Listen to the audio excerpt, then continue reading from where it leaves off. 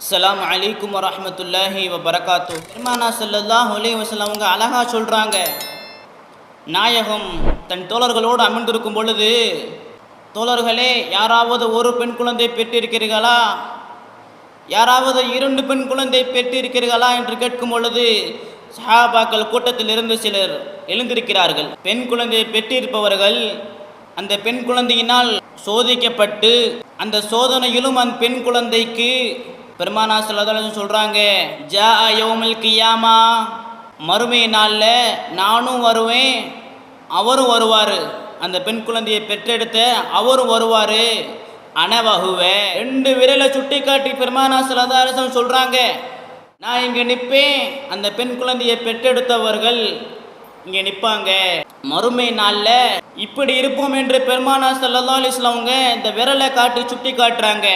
கூட்டத்திலிருந்து ஒரு நபித்தோழர் எந்திரிச்சு கேட்குறாங்க, நாயகமே, நான் ஒரு குழந்தை பெற்று எடுத்திருக்கின்றேன், நானும் அந்த பாக்கியத்தை அடைந்து கொள்வோன்னா?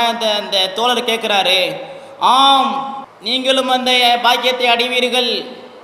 அப்போ இந்த உலகத்தில் பெண் குழந்தைகள் பெற்றெடுப்பவர்கள் ரொம்ப அதிர்ஷ்டசாலி. அந்த பெண் குழந்தைகளை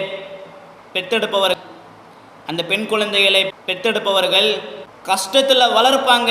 அந்த கஷ்டத்திலும் அவர்களுக்கு தீனை போதிச்சு ஒழுக்கமுள்ள ஒரு அழகான பெண்மணியாக வளர்த்தெடுத்தால் மறுமையில் பெருமானா ஸல்லல்லாஹு அலைஹி வஸல்லம் அவர்களோடு நிற்கும் பாக்கியத்தை வல்ல ரஹ்மான் அனைவருக்கும் தந்தருள் புரிவானாக.